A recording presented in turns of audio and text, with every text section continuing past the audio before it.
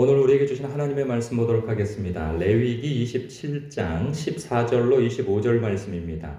생명의 샘과 5월 11일 목요일 말씀, 집과 토지에 대한 서원 함께 읽겠습니다.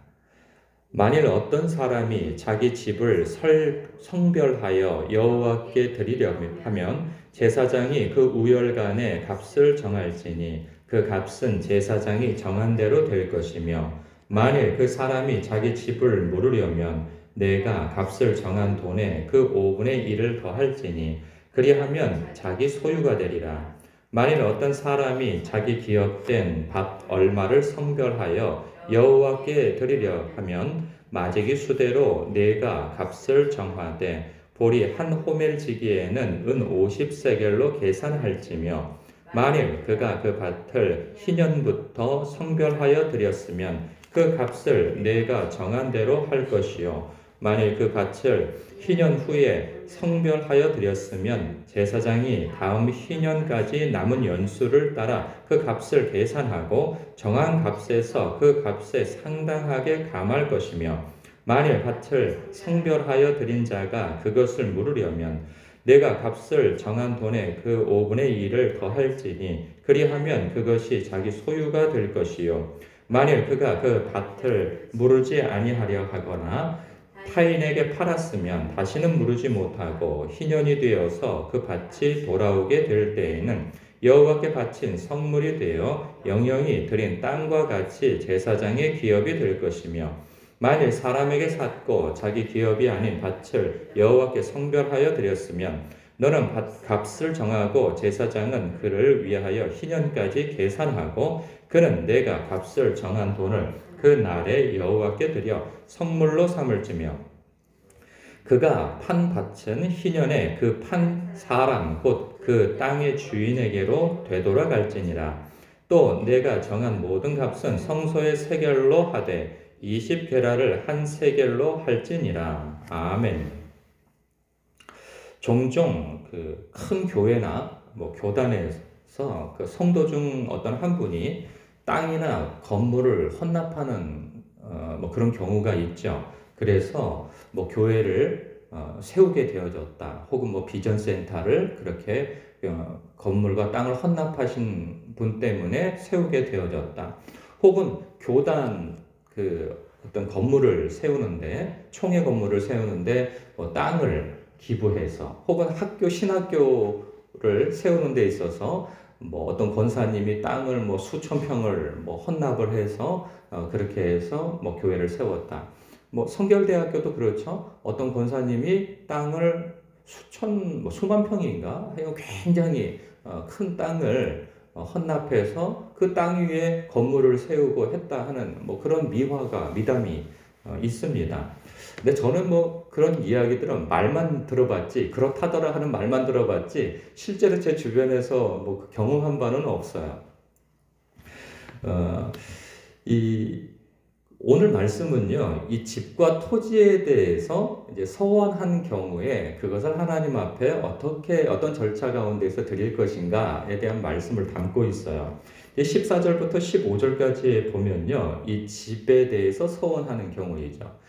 그리고 또 16절부터 25절까지의 말씀은요, 이 땅을 하나님 앞에 어떻게 서원하여서 드릴 것인가, 이 서원한 것을 어떻게 값을 쳐서 드릴 것인가, 이제 내용인데, 집에 대해서는 2절밖에 없어요. 근데 땅에 대해서는 10절에 할애를 해서 내용을 담고 있는데, 이 땅은 아무래도 희년에 돌려줘야 하는 것과 그리고 희년에 따라서 그 값이 매겨지기 때문에 50년인데 아주 50년 꽉 차서 그렇게 그 기간이 주어졌다면 아무래도 값이 더 처질 것이고, 그리고 그 희년에 얼마 되지 않는 그 기간이 남아있다라고 한다면 그 기간에 따라서 또 값이 그만큼 좀 적어지고 그러겠죠.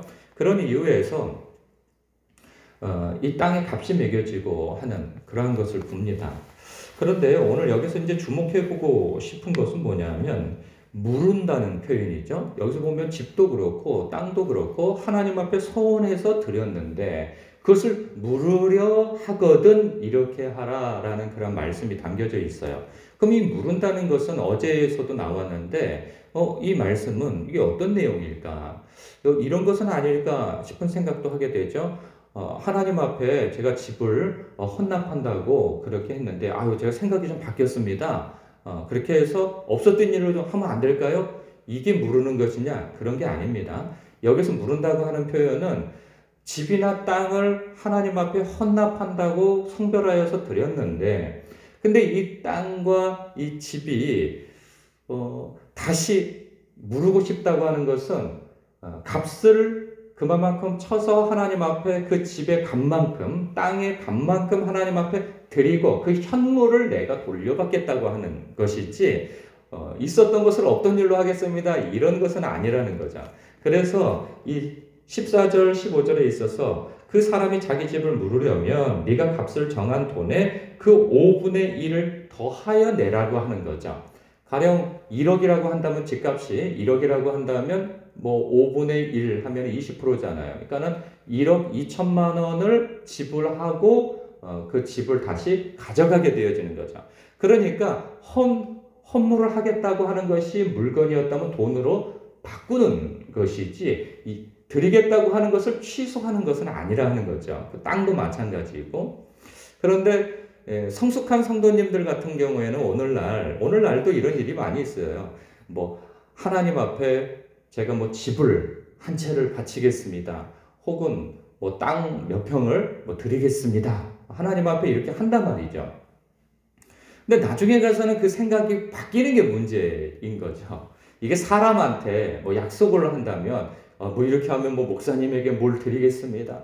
뭐 이런 이야기라고 한다면 나중에 생각이 바뀌어도 실없는 사람으로 될 뿐이지 그것이 하나님 앞에 죄가 되는 것은 아니에요.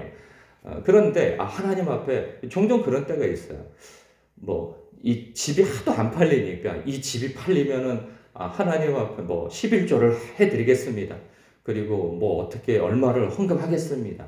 아니, 묻지도 않고 요구하지도 않은 얘기를 스스로 마음이 다르니까 하나님 앞에 그렇게 섣불리 혹은 경솔하게 그렇게 말을 내놓는단 말이죠. 공개적으로. 뭐 땅이 팔리면 이것을 뭐 11조로 교회에 뭐 바치겠습니다. 뭐 이런 얘기를 하는 거예요. 그러니까 저는 그런 생각이 듭니다. 그때 가서 되면 할 일인 것이지, 하나님 앞에 혹은 마음을 먹고 있다면 하나님 앞에서 그 일을 한 것이지 사람 앞에서 그것을 공개적으로 얘기할 필요는 없다 하는 생각도 들고, 그리고 하나님 앞에 한 것과 사람 앞에 한 것을 잘 구별해야 한다는 것이죠. 하나님 앞에 해놓고 나중에 없던 일로 여기서도 물러도 된다고 하지 않았느냐 라고 하는 것을 잘못 호도하고 오해하여서 뭐 하겠다고 하는 것을 물으는 그런 일이 있어서는 안 되는 것이죠.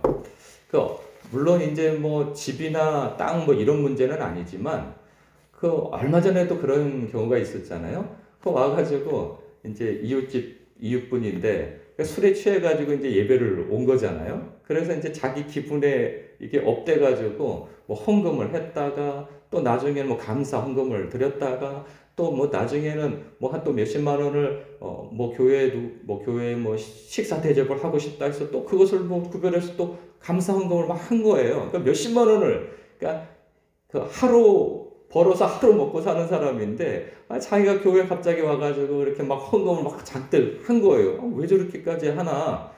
나갔다 들락날락 하면서 계속 헌금을 한 거예요. 그런데 문제는 뭐냐면 술이 깨고 난 다음에 문제인 거죠. 자기가 교회에 간 것은 기억나는데 아무래도 교회에다 헌금을 잔뜩 한 것 같다 이거죠.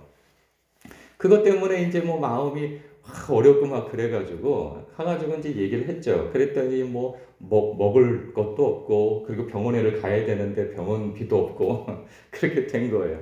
그래서 재정부에 가가지고 그 상황을 설명해서 그 사람이 헌금한 거 도로 다 받아서 돌려준 일도 있지 않았겠어요? 그러니까 성숙하지 못한 사람들은 이런 경우들이 있을 때 교회에서 돌려줄 수 있는 문제인 거죠. 그러나 신앙이 있고 하나님을 경외하고 두려워할 줄 아는 사람이 경솔하게 말을 하고 어떤 경솔하게 행동하여서 그것을 하나님 앞에 죄를 짓는 일로 나가서는 안 된다는 거죠. 그러니까 뭐 어제 같은 경우에 우리 안수 집사님 같은 경우에는 하나님 앞에 제가 평생 새벽 기도를 드리겠습니다. 그래서 평생 그걸 헌신을 하고 그것을 지켜나가지 않겠어요? 수십 년 동안. 참 놀랍다는 생각이 들어요. 이런 경우는 뭐 하나님께서, 우리 안수 집사님은 그런 생각이 들어요. 어저께도 그런 고백을 하셨는데, 제가 새벽 기도를 하지 않고 하나님 앞에 이렇게 서지 않았으면 저는 아무래도 사기꾼이 되었을 겁니다. 라고 말씀하셨는데, 그럴 수도 있겠다는 생각이 들어요. 그러니까 하나님께서 정말 사랑하셔서, 택하셔서 그런 고백이 나오고 그것을 실천할 수 있도록 인도하셨다 하는 생각이 들 정도로 우리 안순 집사님에게 하나님께서 특별한 은혜를 주셨다 하는 생각이 들어요. 그러니까 근데 정말 고단한 거죠. 그 과정이. 물론 한 번도 후회한 적이 없고 늘 감사하게 하나님 앞에 나와서 새벽 기도를 드리는 것이지만 이것이 보통 사람한테는 이게 쉽게 결단되어지는 것이 아니고 실천되어지는 것이 아니에요. 그래서 섣불리 제가 평생 하나님 앞에 새벽 기도를 드리겠습니다. 뭐 이런 말 함부로 할 것은 아니라 하는 거예요. 지키지도 못할 일을 괜히 공명심에 할 필요는 없다 하는 것이죠. 그래서 하나님 앞에 우리가 늘 말하는 거나 행동하는 것이나 어떤 결단을 하는 것이나 있어서 자기 스스로 결심하는 문제와 하나님 앞에 서원하는 문제는 전혀 다른 문제이기 때문에 웬만하면 자기 자신에게 결심을 할 일인 것이지 하나님 앞에 함부로 서원을 해서는 안 된다. 서원했다면 반드시 지켜야 한다 하는 것입니다. 이런 부분에 있어서 오늘도 하나님을 내가 두렵고 떨림으로 대해야 되겠구나. 이런 경우 있어요. 늘 하나님께서 사랑의 하나님 그러다 보니까 마치 자기 뭐 엄마나 아빠한테 좋은 엄마 아빠한테 엄마 내가 이렇게 하면은 엄마한테 효도할게요. 내가 이렇게 하면 엄마한테 얼마 드릴게요. 마치 이래놓고 나중에 형편이 안 되니까 물러도 되는 것처럼 부모님은 나를 사랑하시니까 이해하시겠지 이런 식으로 하나님을 대하려고 하면 큰일 납니다. 하나님은 사랑의 하나님이시지만 사랑의 하나님이라고 해서 공의도 없으신 분이라고 생각하면 큰 오산인 것이죠. 그래서 우리가 하나님을 두렵고 떨림으로 내가 무엇인가 결단하고 결심하고 하나님 앞에 마땅히 해야 할 일들에 있어서 두렵고 떨림으로 서원하시는 서원을 될 수 있으면 하지 마십시오. 그래서 하나님을 경외하고 두려워할 줄 아는 저와 여러분이 되기를 주님의 이름으로 축복합니다. 기도하겠습니다.